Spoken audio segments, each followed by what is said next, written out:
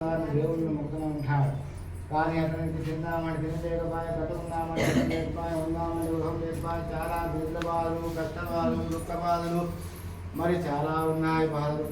మరి ఒక రోజున భగవంతుని మీద విరక్తి పొందాడు. భగవంతుడు నమ్మలేకపోయాడు. మరియు భగవంతుని మొక్కని వారు బాగుపడుతున్నారు, నేను ఎందుకు బాగుపడని చెప్పేసి దేవుడు మొక్కడం మానేశాడు.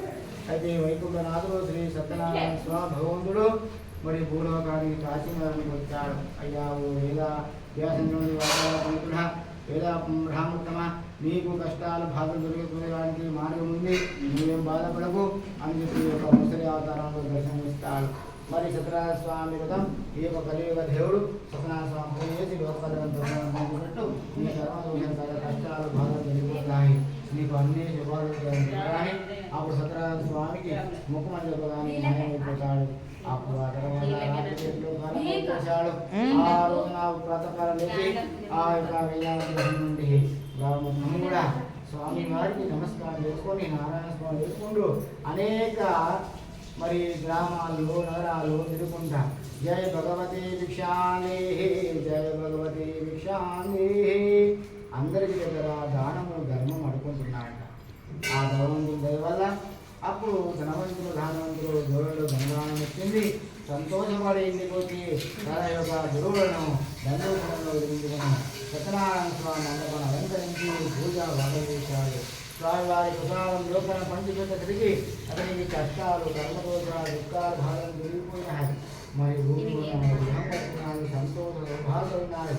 పుత్ర పౌత్రులు మరియు ధనాన్యమనుష్యుడు కలిగినాయి, గొప్పవాడైనాడు. భగవంతుడు చాలా గొప్ప మహిమల దేవుడు అని చెప్పేసి మర్చిపోకుండా నెలకోసారి, పున్నెలకోసారి, సంవత్సరంకోసారి అయినా సరే మర్చిపోకుండా ఆ స్వామివారి ప్రసాదం తెచ్చి పూజ బాగా చేసి స్వామివారికి నామస్మరణ చేసుకుంటూ భక్తి పెట్టాడు. ఓ రోజున విధంగా భక్తి పెట్టి సత్యనారాయణ స్వామి పూజ జరుగుతుంది. అందరూ సదరులు బంధువులు వచ్చారు. పూజ ప్రారంభమవుతుంది.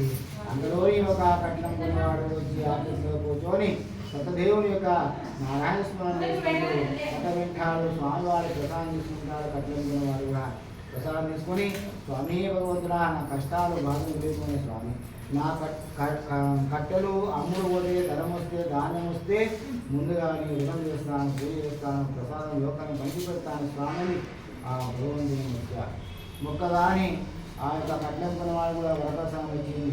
మరియు ఆ భగవంతుడు దయ వల్ల ఆ కట్నం కొన్నవాడి ఇంటికి వెళ్ళిపోయి ఆ స్మరణం భగవంతుడు నామస్మరణ కానీ అప్పుడు ప్రాతకాలం నుంచి సాయంత్రం వరకు కూడా కట్లంకుండా వెళ్తూ ఉంటారు. అప్పుడు ప్రధానము చాలా వచ్చింది ఆ కట్లంకున్నవాడికి.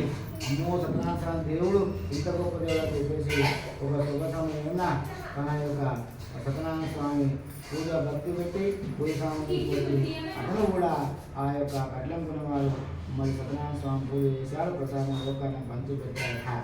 అప్పుడు సత్యనారాయణ స్వామి దేవుని దయవల్ల అప్పుడు కట్లంకున్నవాడికి చాలా బంగారము, పట్టు వస్త్రాలు, పట్టు భాగాలు, వ్యాపారము, ధనం, ధాన్యం, ఐశ్వర్యం మంచి కలిగినట.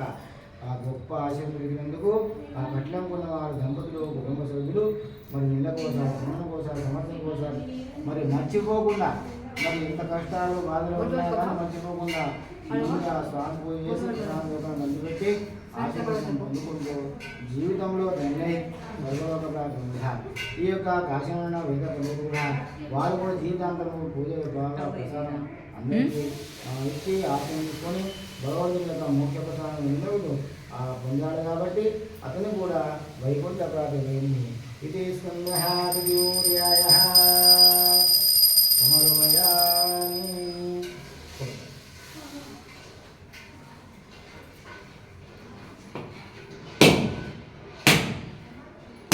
जय बोलो सत्यनारायण स्वामी महाराज की।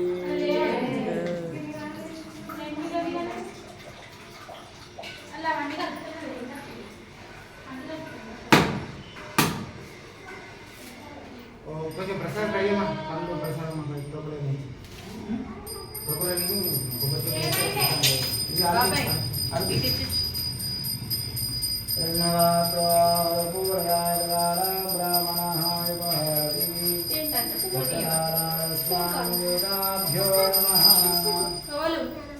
ఎందుకు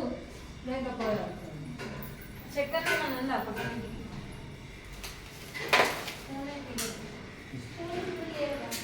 ఇంటికి పోవాలి. కిట్లకి వెళ్ళి